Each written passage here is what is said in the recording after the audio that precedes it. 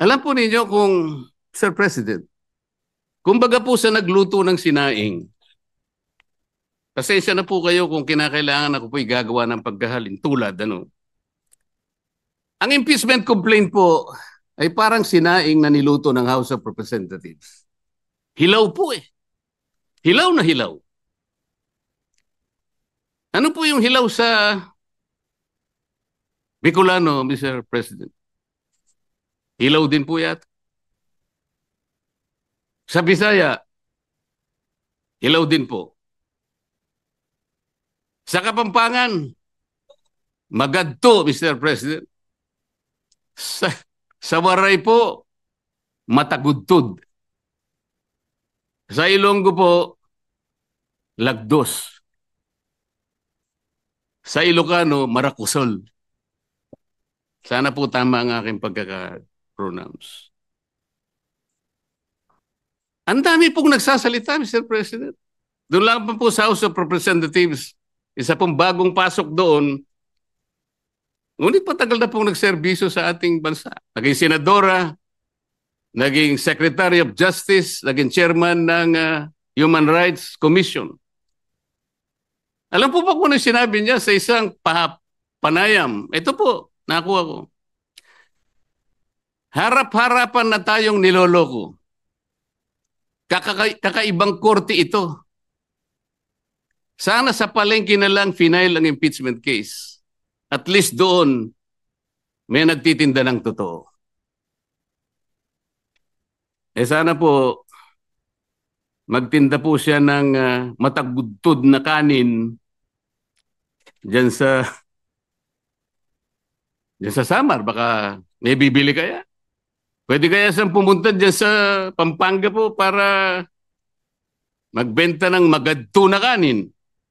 Kung may bibili, baka sakali. Pumunta kaya sa Panay para magbenta ng lagdos na kanin. Wala po siguro, Mr. President. Baka ngayon dagan dingding, hindi pa patusin. Huwag pong ganun. Ang dami na pong nagsipagsalita. Samantalang hindi po nila nakita.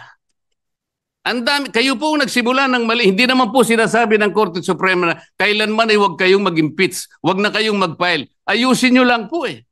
Yun lamang po ang gustong mangyari dito. Ayusin nyo. You want to impeach the Vice President, do it in the right way. Hindi naman po tinignan ng merito eh. Ang sinasabi yung proseso, hindi po nyo sinunod eh.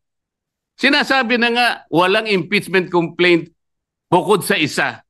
Laban sa isang opisyal sa loob ng isang akalain mo namang apat po kagad ang ipinay. Pagkatapos yung apat, i-consider mo na isa. Hindi naman po yata tama yun, Mr. President.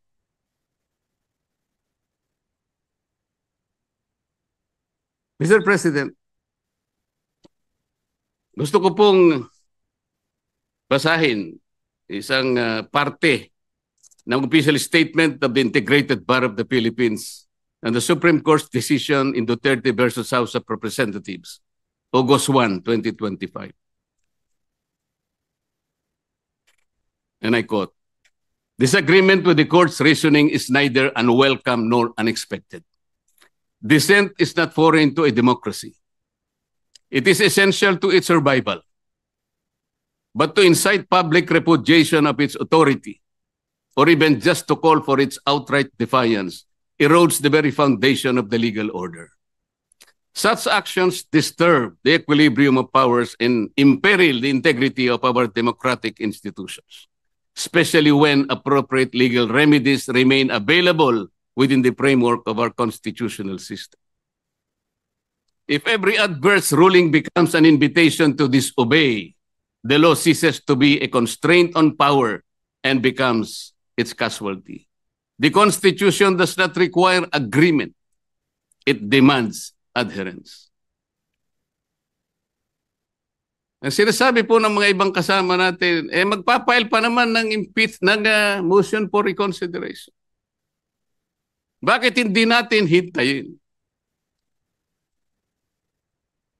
As I said, Mr. President, if you are a practicing lawyer worth your salt, you are confronted with the unanimous decision of the Supreme Court.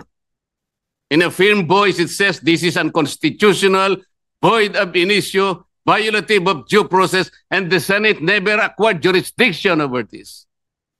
And it is immediately executed.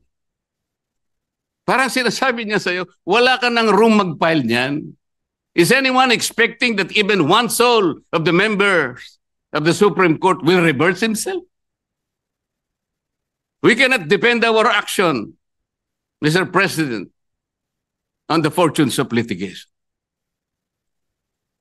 Naalala ko pa nga po doon sa kaso ng Francisco versus House of Representatives,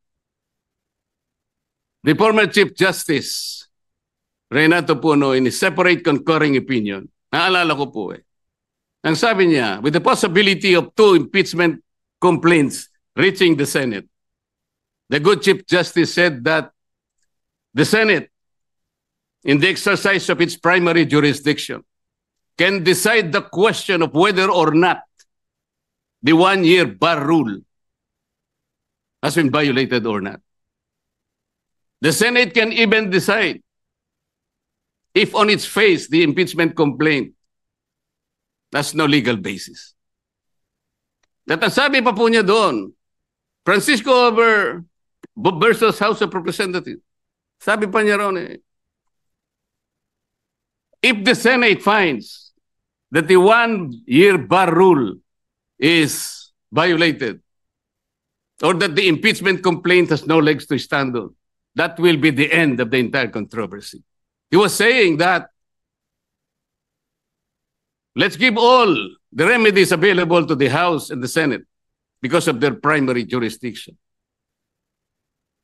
But when the case is ripe for judicial determination, it was the view of the former Chief Justice that the Supreme Court at that time, and only at that time, when it can speak with great moral authority in order to compel the loyalty, the respect, and the obedience of our people. Mr. President, when the Supreme Court negates the actions of a co-equal branch of government, it does not assert its superiority. Instead, it upholds the supremacy and the dominance of the fundamental law of the land, the Constitution. And so the Supreme Court has already spoken. The last arbiter of law, it says the complaint is unconstitutional, is void ab initio, is violative of due process. The Senate never acquired jurisdiction over this. It is immediately executory. On that note, Mr. President, I respectfully move that the impeachment complaint be dismissed. I so move, Mr. President.